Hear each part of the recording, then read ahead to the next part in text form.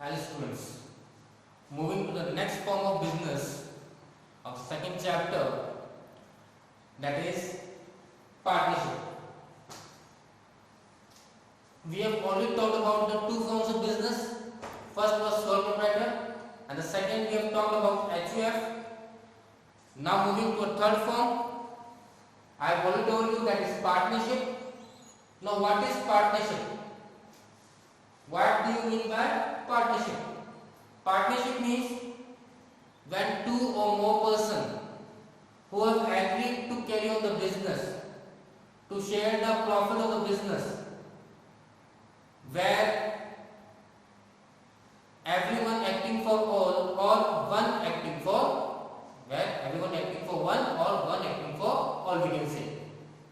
Partnership का मतलब क्या है? जैसे कि मान लीजिए ए और बी दोनों ने मिलकर बिजनेस स्टार्ट किया, एबी कंपनी नाम से, क्लियर? तो ए और बी क्या बन जाएंगे? पार्टनर हो जाएंगे। एबी कंपनी जो है वो क्या हो जाएगी?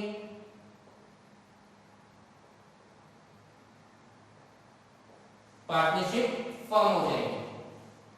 तो एटलीस्ट सबसे इंपॉर्टेंट चीज क्या है कि कम से कम कितने पार्टनर्स होने चाहिए? दो पार्टनर होने चाहिए। भाई पार्टनरशिप कर रहे हो, पार्टनरशिप अकेली तो हो नहीं सकती ना कि आपने एक अपने एक हाथ पकड़ा दूसरा अपना हाथ पकड़ा तो बोल दिया लो वही पार्टनरशिप। नहीं, पार्टनरशिप के लिए दो पर्संस तो मिनिमम रिक्वायर्ड है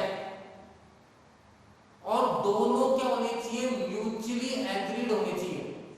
म्यूचुअली एग्रीड मतलब आपसी सहमति होनी चाहिए। ए बी के पास जाता है, ए बोलता है बी को कि भाई हम दोनों मिलकर बिजनेस करते हैं। ए ने बिजनेस का प्लान बी को बता दिया, बी को समझ में आ गया, बी ने हाँ बोला ठीक है करेंगे, और फिर दोनों ने मिलकर बिजनेस स्टार्ट किया। ये होता है म्यूचुअल एग्रीमेंट, ये म्यूचुअली एग्रीड। पर ए ने इसके क्या करा? बंदूक लगा दी, ठीक है, ऐसे धमकी दे दी, तूने अगर मेरे साथ नहीं किया तो मैं ये कर दूंगा वो कर दूंगा।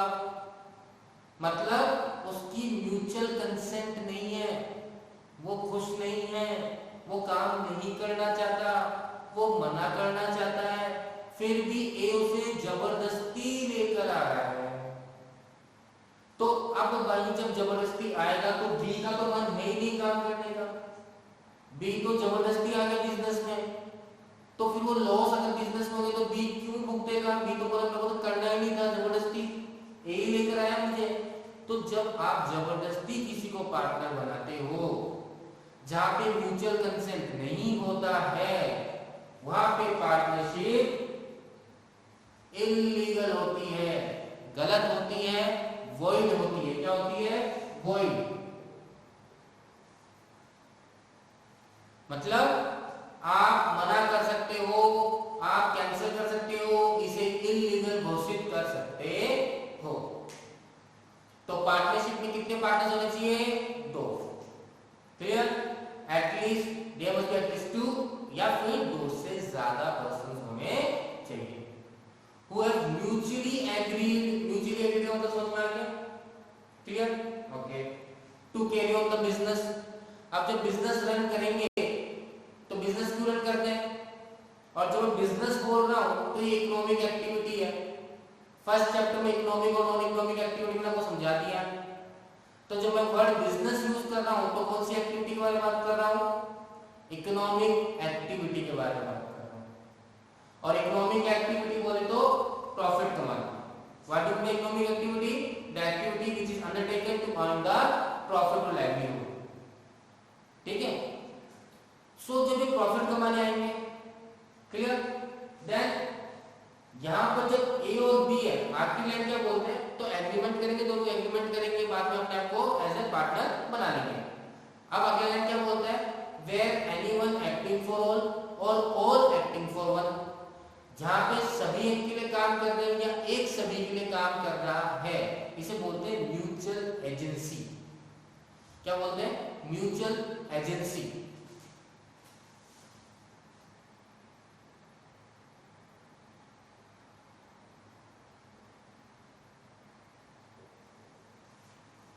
मैम म्यूचुअल एजेंसी का मतलब क्या है? ए और बी पार्टनरशिप में आ गए। ए अगर कोई काम करके आता है फर्म के बिहाफ पे, अपने खुद के लिए नहीं, फर्म के बिहाफ पे कोई काम करके आता है ए, तो बी उसके लिए लायबल है। बी मना नहीं कर सकता। बी ये नहीं बोलेगा तू तो मेरे से पूछ के नहीं दिया, तूने सामने वाले से एक्सेप्ट कर लिया पेमेंट और उसका काम कैसे कंप्लीट करेंगे? बी मना नहीं कर सकता। इसी तरह से बी अगर कोई काम कर आता है तो ए को भी मानना पड़ेगा, ए भी मना नहीं कर सकता। पर ये जो काम हो रहे हैं with in the scope of business होना चाहिए।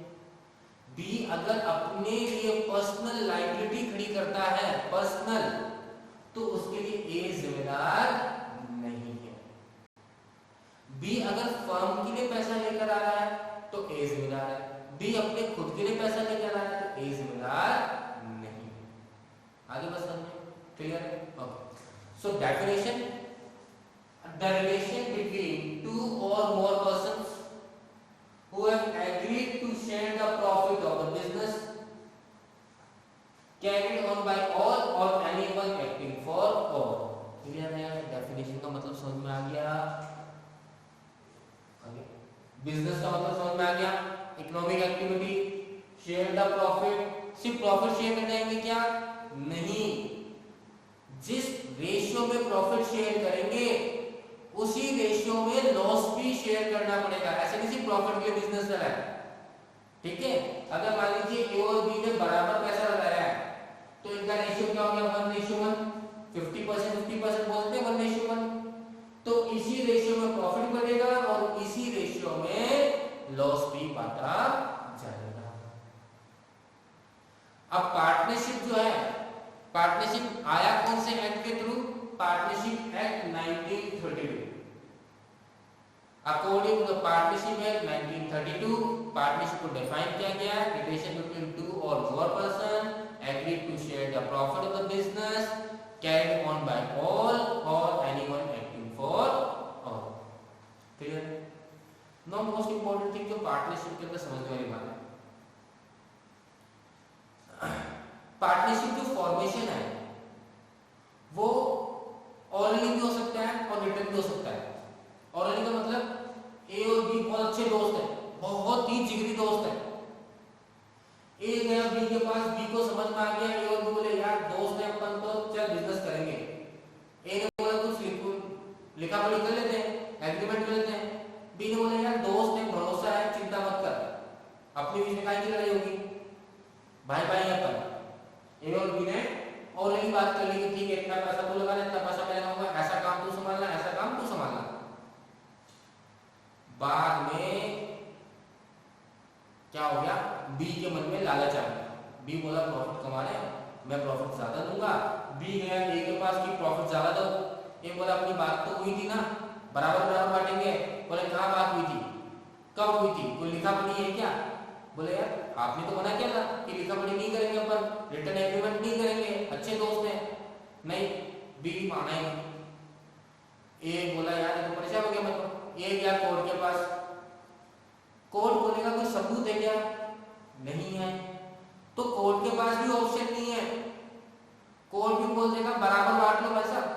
अगर तुम्हारी 80-20% की बात हुई थी, तुम्हारी 70-30 की बात हुई थी, 60-40 की बात हुई थी, 40-60 की बात हुई थी, मुझे कोई मतलब नहीं है। कोई लिखा पढ़ी है, कोई रिटन डॉक्यूमेंट है? नहीं है। तो फिर सब कुछ बराबर बांटा जाएगा। तो partnership can be oral as well as written, but which is more beneficial? Agreement partnership. लिखित में जो होगा, रिटन एग्रीमेंट जो होगा वो ज्यादा वैलिड है, क्योंकि आपके पास पता है, फिर आपने लिखा है, उसने साइन किया है, लीगली क्या है? एक्सेप्टेबल है, कोर्ट भी उसे मानेगा। जब हम रिटन एग्रीमेंट करते हैं, क्या करते हैं? पार्टनरशिप एग्रीमेंट रिटर्न करते हैं तो उसे बोलते हैं पार्टनरशिप डीड।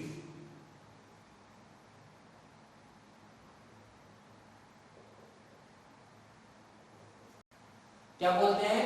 पार्टनरशिप डीड बोलते हैं। Whenever there is a written agreement, it is known as partnership deed। तो पार्टनरशिप डीड होता क्या है? Everything about the partnership सब कुछ लिखा होता है पार्टनरशिप डीड में, कौन कौन पार्टनर है, कौन कितना पैसा लेकर आ रहा है कैपिटल के नाम पर, प्रॉफिट शेयरिंग रेशियो क्या होगा, कौन क्या काम संभालेगा, डिस्प्यूट होगा तो कैसे सेटल किया जाएगा, नया पार्टनर को एडमिट करेंगे तो कैसे करेंगे, कोई पार्टनरशिप फर्म छोड़ के जाना है तो क्या रूल्स एंड रेगुलेशन एप्लीकेबल होगा, बिजनेस किस तरह का बिजनेस करोगे, बिजनेस क्या लॉन्ग टाइम है या शॉर्ट टाइम है, हर चीज लिखी हुई होती है, तो कभी कोई प्रॉब्लम आएगी ही नहीं। क्लियर है? आगे बात समझ में, तो पार्टनरशिप की डेफिनेशन क्लियर हो गई। पार्टनरशिप कब हुआ था? 1932 एक्ट 1932 में। पार्टनरशिप ओरल भी हो सकता है, रिटन भी हो सकता है, विच इज मोर बेनिफिशियल रिटर्न, और जो रिटर्न तो क्या कहते हैं? Partnership deed. ओरल में क्या हो सकता है? डिस्प्यूट होने के बहुत ज्यादा चांसेस होते हैं। बिजनेस का मतलब क्या होता है? Economic activity. Sharing of profit means sharing of losses also, carried on by all or anyone acting for all का मतलब mutual agency, एक कोई काम करके आया तो बाकी सब पार्टनर पे एप्लीकेबल है, किसी और पार्टनर ने काम किया तो बाकी सब पार्टनर पे एप्लीकेबल है, मना नहीं कर सकते। क्लियर है? आगे बढ़ सकते हैं। Okay, now when the partnership business is suitable, जैसे हमने सोल प्रोप्राइटरी में बात की थी, what are the conditions which is to be kept in mind while doing sole proprietorship, वैसे ही पार्टनरशिप बिजनेस में सबसे इंपॉर्टेंट है ट्रस्ट, कंपैटिबिलिटी ऑफ पार्टनर्स, ये बहुत जरूरी है। अगर ये दो चीज अच्छी है तो ही बिजनेस पार्टनरशिप में करना चाहिए, वरना नहीं करना चाहिए। नहीं तो अधिकतर टाइम पार्टनरशिप में लड़ाई होती है, पार्टनर्स लड़ लेते हैं प्रॉफिट को लेकर, कोई पार्टनर ज्यादा काम कर रहा होता है, कोई पार्टनर कम काम कर रहा होता है, प्रॉफिट बराबर बढ़ रहा है, तो दूसरे पार्टनर के मन में क्या जाएगा कि यार मैं तो ज्यादा काम कर रहा हूँ, ये कम काम कर रहा है, ऐसा काम नहीं चलेगा, मुझे ज्यादा पैसे, फिर लड़ाई हो जाएगी। क्लियर?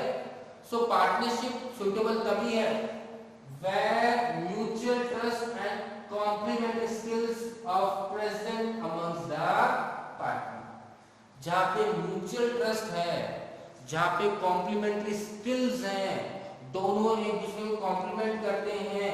ठीक है, इसके पास ये फाइनेंस की स्किल्स है तो इसके पास मार्केटिंग की स्किल्स है, दोनों मिलकर अच्छा कर सकते हैं, दोनों की सोच एक जैसी है, दोनों एक दूसरे पर ट्रस्ट करते हैं, कॉन्फिडेंस है कि हम दोनों एक दूसरे के साथ काम अच्छे से कर सकते हैं, लॉन्ग टाइम सस्टेन कर सकते हैं, तभी पार्टनरशिप करनी चाहिए, सबसे इंपॉर्टेंट है। नहीं तो पार्टनरशिप नहीं करनी चाहिए। Clear? Other things also keep in mind, जैसे मान लीजिए सीए फर्म होते हैं, लॉयर्स के लॉ के फर्म होते हैं, वहां पर पार्टनरशिप में ज्यादा होता है। ठीक है, दो सीए मिलके partnership firm, chartered accountant firm खोल लेते हैं, 3-4 लॉयर मिलके लॉ कंसल्टेंसी फर्म खोल लेते हैं।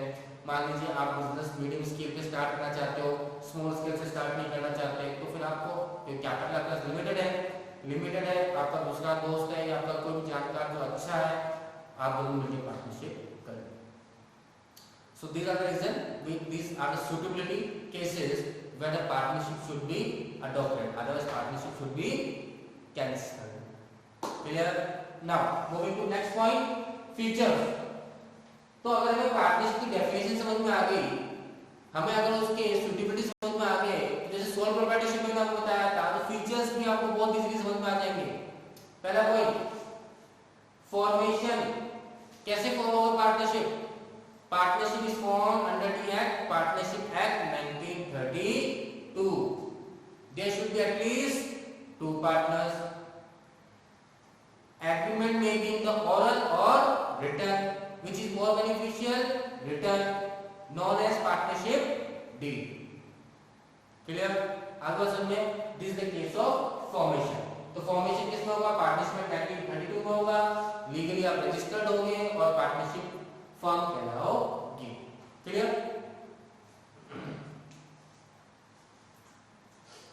Now, what is important to understand?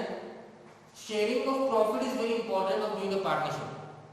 Means अगर मान लीजिए आप किसी को डोनेशन करने जा रहे हो, आप एनजीओ रन कर रहे हो, तो पार्टनरशिप नहीं है वो आपकी, वो पार्टनरशिप फर्म नहीं रह सकती, क्योंकि आप क्या कर रहे हो? सेवा कर रहे हो, किसी की मदद कर रहे हो। That is non economic activity. So non economic activities are not included in the partnership, only profit sharing activities, and where the partners registered by orally manner or written manner is known as partnership firm. Next, membership. ये members कितने हो सकते हैं? At least 2 members की requirement है, maximum 50 members की limit. Clear? Minimum कितने होने चाहिए? 2, मैक्सिमम 50। खत्म का इतना याद रखना है। कितने? Maximum 50, minimum 2। बेटा पूछ लिया बस। लायबिलिटी, सोल प्रोप्राइटरशिप में क्या थी? लायबिलिटी अनलिमिटेड थी। एचयूएफ में अनलिमिटेड किसके लिए? कर्ता के लिए। तो पार्टनरशिप में भी अनलिमिटेड है, किसके लिए? सभी के लिए। मतलब ए और बी पार्टनर है, दोनों की लायबिलिटी क्या है? अनलिमिटेड है। और अनलिमिटेड का मतलब क्या है? पैसे नहीं चुका पाए तो पर्सनल प्रॉपर्टी क्या कर दी जाएगी? सेल कर दी जाएगी। क्या कर दी जाएगी? सेल। क्लियर है? आगे बात समझ में? नाउ इसमें और क्या सिनेरियो हो सकता है? मान लीजिए ए और बी पार्टनर है, फर्म लॉस में जा रही है। टोटल लॉस कितना है?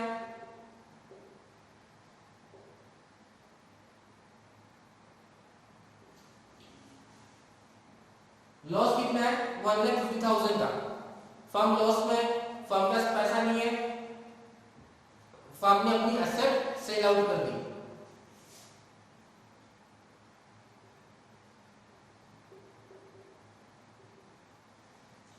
एसेट बेचने से पैसा कितना आया? 1 लाख रुपए। कितना आया? 1 लाख। अभी भी कितने कम पड़ गए? 50,000। कितने कम पड़ गए? 50,000। जब 50,000 रुपीस कम पड़ गए तो अब क्या होगा? अब 50,000 को ए और बी को अपने रेशियो में लाना पड़ेगा। रेशियो क्या है? 1:1, मतलब बराबर। मतलब 25,000 ए लेकर आएगा, 25,000 बी लेकर आएगा। आगे समझे? पर अगर मान लीजिए बी बोलता है मेरे पास पैसे है ही नहीं भाई, मेरी प्रॉपर्टी कुछ भी नहीं है, मैं इंसॉल्वेंट हो गया हूँ, बैंकक्रप्ट हो गया हूँ, दिवालिया हो गया हूँ, कुछ भी नहीं है, तो सारी रिस्पॉन्सिबिलिटी किधर चली जाएगी? ए के पास। अब एक कितने लाने पड़ेंगे? 50,000 रुपए लाने पड़ेंगे। ए नहीं बोल सकता कि 25,000 बी से ले मांगो, नहीं। पार्टनर है, म्यूचुअल एजेंसी है, तो अगर बी नहीं ला पा रहा पैसे तो कौन लेगा? ए लेकर आएगा। वो बात अलग है, बाद में ए बी से मांग सकता है, उसके राइट्स हो उसके पास। क्लियर? अब नेक्स्ट, रिस्क बियरिंग। ऑब्वियसली जब प्रॉफिट शेयरिंग है तो रिस्क भी बियरिंग है सभी पार्टनर्स के ऊपर, और रिस्क होगा तभी प्रॉफिट होगा। कहां पर नहीं है? सोल प्रोप्राइटरशिप में पड़ा है। Decision making and control, almost सभी पार्टनर्स डिसीजन मेकिंग और कंट्रोल में साथ रहते हैं, म्यूचुअली डिसीजंस लेते हैं। ठीक है? So decision making control are made by all the partners mutually. ठीक है? मैनेजमेंट सभी पार्टनर्स का हिस्सा होता है। अब ए और बी है तो ए बी साथ में लेंगे, अगर 4 पार्टनर साथ में लेंगे। Clear? And there might be, कई बार हो सकता है अगर एग्रीमेंट में लिखा हुआ है, जैसे मान लीजिए ए बी और सी पार्टनर है, तो एग्रीमेंट लिखा हुआ है और ए बी डिसीजन लेंगे, सी एक्सेप्ट कर लेगा, ऐसा एग्रीमेंट में लिखा हुआ और सी ने साइन कर रखा है, तो फिर ए और बी डिसीजन ले सकते हैं और सी को उसको मानना पड़ेगा। क्लियर? ओके। कंटिन्यूटी, यहां कोई थोड़ी सी प्रॉब्लम है। सोल प्रोप्राइटरशिप में खत्म, एचयूएफ में कंटिन्यू, पार्टनरशिप में कंटिन्यूटी को लेकर थोड़ी सी प्रॉब्लम है। अगर कोई पार्टनर डेथ हो जाती है, अगर कोई पार्टनर रिटायर होता है, अगर वो पार्टनर इंसॉल्वेंट हो जाता है, बैंकक्रप्ट हो जाता है, तो पार्टनरशिप खत्म हो जाएगी। पर जो बचे हुए पार्टनर्स हैं वो वापस से पार्टनरशिप फॉर्म स्टार्ट कर सकते हैं, पर एग्रीमेंट नया करना पड़ेगा। जैसे मान लीजिए ए बी और सी 3 पार्टनर है, सी छोड़ के चला गया बिजनेस को, तो पार्टनरशिप बंद। पर ए और बी ने नया एग्रीमेंट कर लिया और उसी पार्टनरशिप को रन कर सकते हैं, पर 2 मेंबर होने चाहिए। पर अगर मान लो ए भी चला, सी भी चला गया, ए भी चला गया, फिर पार्टनरशिप बंद हो जाएगी। क्लियर है? Let's continue. समझाए थे स्टार्टिंग में, सभी पार्टनर एक दूसरे से बाउंड होते हैं। किसी एक ने डिसीजन लिया तो बाकी पार्टनर्स को एक्सेप्ट करना पड़ेगा। और म्यूचुअल एजेंसी बोलता है, जैसे ए है, बी है, पार्टनर्स हैं, तो ए एक टाइम पे प्रिंसिपल भी है और एक टाइम पे एजेंट भी है। इसी तरह से बी भी प्रिंसिपल है और एजेंट है। कैसे? अगर ए कोई काम करके आता है बी के बिहाफ पे, तो ए क्या माना जाएगा? एजेंट। और बी क्या माना जाएगा? Principal. And vice versa, B कोई काम करके आता है, बी क्या माना जाएगा? एजेंट। ए क्या माना जाएगा? प्रिंसिपल। तो ये दोनों पे एप्लीकेबल होगा, इसलिए क्या वर्ड यूज किया गया है? म्यूचुअल एजेंसी यूज की गई है। क्लियर है? आगे सारे पॉइंट समझ में? ये सारे फीचर्स हैं किसके? पार्टनरशिप। Clear everyone? ओके। ना बहुत जल्दी से हम क्या करेंगे? मेरिट्स और लिमिटेशन खत्म करेंगे। बहुत छोटे से मेरिट्स और लिमिटेशंस, क्योंकि हमने फीचर समझ लिया है, हमने सूटेबिलिटी समझ ली है, हमने पार्टनरशिप समझ ली है। तो अब हम मूव करते हैं मेरिट्स और लिमिटेशंस को लेकर। और मेरिट्स में सबसे पहले बात कर लेते हैं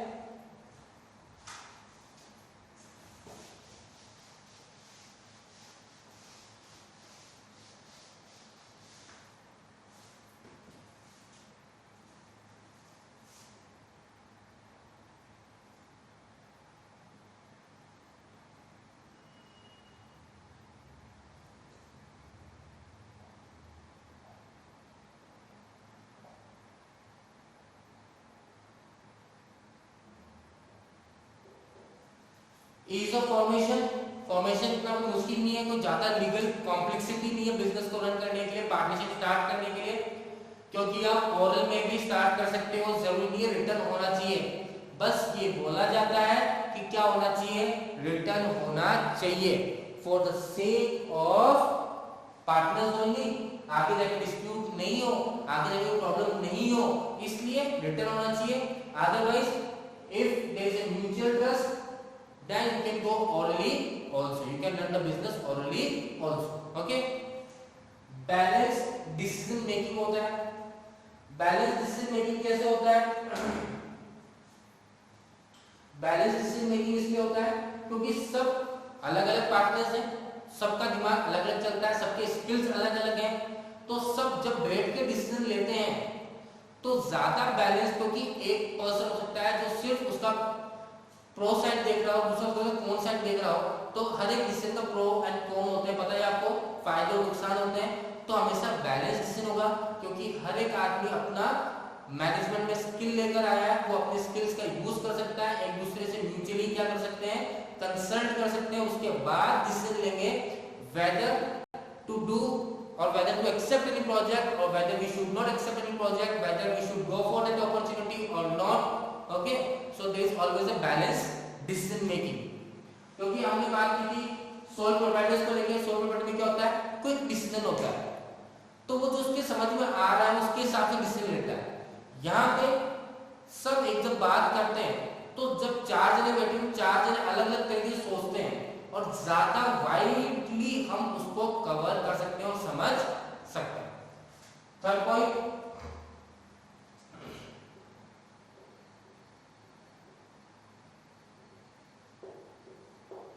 risk sharing.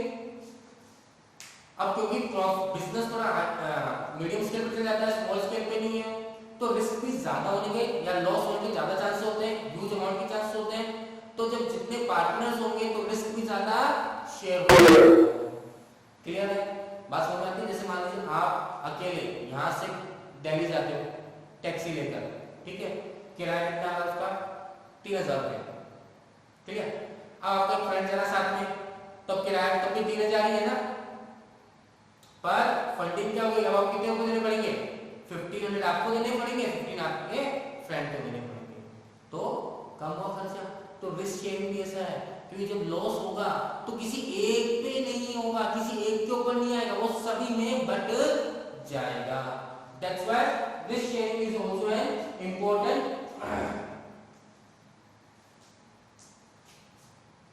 point, advantage. Okay, next,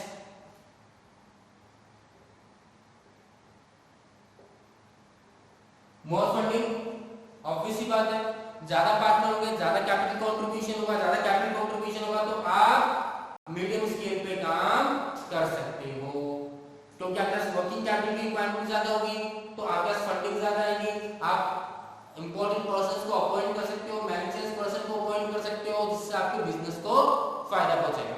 clear?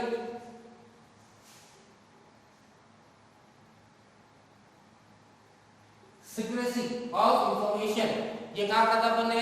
Sole proprietorship में पढ़ा था। सोल प्रोप्राइटरशिप में क्या था कि आपको अपने अकाउंट्स को पब्लिकली इशू करने की रिक्वायरमेंट नहीं है, तो आपकी इंफॉर्मेशन सीक्रेट है। वैसे ही पार्टनरशिप में भी आपकी इंफॉर्मेशन को या अकाउंट्स की डिटेल को कि आपने कैसे कमाया, कितना कमाया, कहां कमाया, इसको पब्लिकली डिस्क्लोज करने की रिक्वायरमेंट नहीं होती, तो आपकी सीक्रेसी क्या रहती है? मेंटेन रहती है। तो these are the 5 points which are the merits of the partnership, not the merit.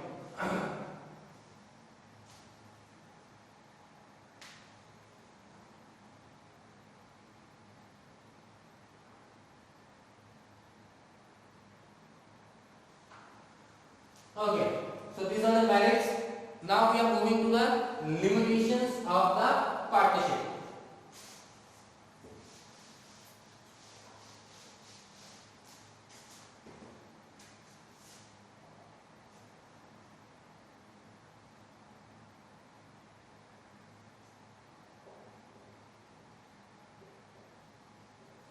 Lack of continuity बता ही चुका हूं मैं आपको, ठीक है। अगर कोई पार्टनर रिटायर होता है, डेथ जाती है, इंश्योरेंस होता है, बैंकक्रप्ट हो जाता है, तो पार्टनरशिप खत्म होने के पूरे चांसेस हो जाते हैं।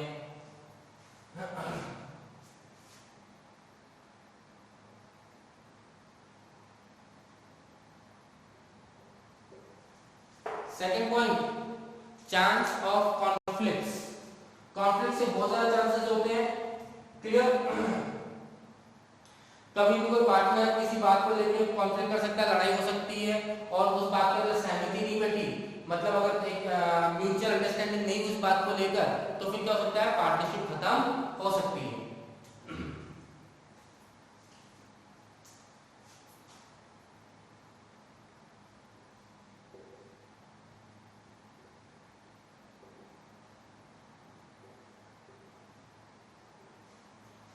Lack of public confidence, obviously partnership business है, पब्लिक को कॉन्फिडेंस कम होता है उसकी ब्रांड पे, लॉयल्टी पे, क्योंकि कभी भी पार्टनरशिप में लड़ाई में तो बिजनेस तो बंद करके चले जाओगे, तो पब्लिक का पैसा है, पब्लिक उस पर ट्रस्ट ज्यादा टाइम तक नहीं कर सकती। तो एक ब्रांड जो बनने में कहीं ना कहीं मुश्किल होती है, क्योंकि पब्लिक का कॉन्फिडेंस, अपन जैसे पब्लिक जो अपन उनके अगर प्रोडक्ट परचेज करते हैं, तो कहीं ना कहीं हम उनके प्रोडक्ट पे पैसा इन्वेस्ट करना चाहते हैं, तो उस पर कॉन्फिडेंस इसलिए जनरेट नहीं होता, क्योंकि पार्टनरशिप बिजनेस है। जब कोई पार्टनर छोड़ के चला गया तो फिर क्या करोगे? पार्टनरशिप बंद हो गई, फिर आप उसको कहां पकड़ोगे? ठीक है, तो कहीं ना कहीं क्या होता है? आपके पैसों को खोने का डर होता है। That's why there is a lack of confidence. Last point that is to be done, that is unlimited liability.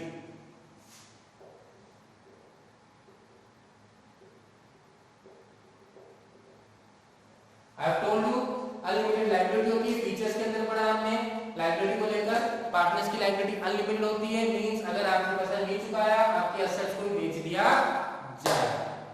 So we have done the partnership, जहां पे हमने definition, suitable, merits, features and limitations को cover up किया। Same we have done in the sole proprietorship. ये partnership का first part है, इसका second part भी करना बाकी है। जो नेक्स्ट वीडियो सेकंड पार्ट पाएगा पार्टनरशिप को, जहां पे टाइप्स ऑफ पार्टनर्स को लेके, टाइप्स ऑफ पार्टनरशिप को लेकर हम बात करेंगे। क्लियर? Okay, thank you.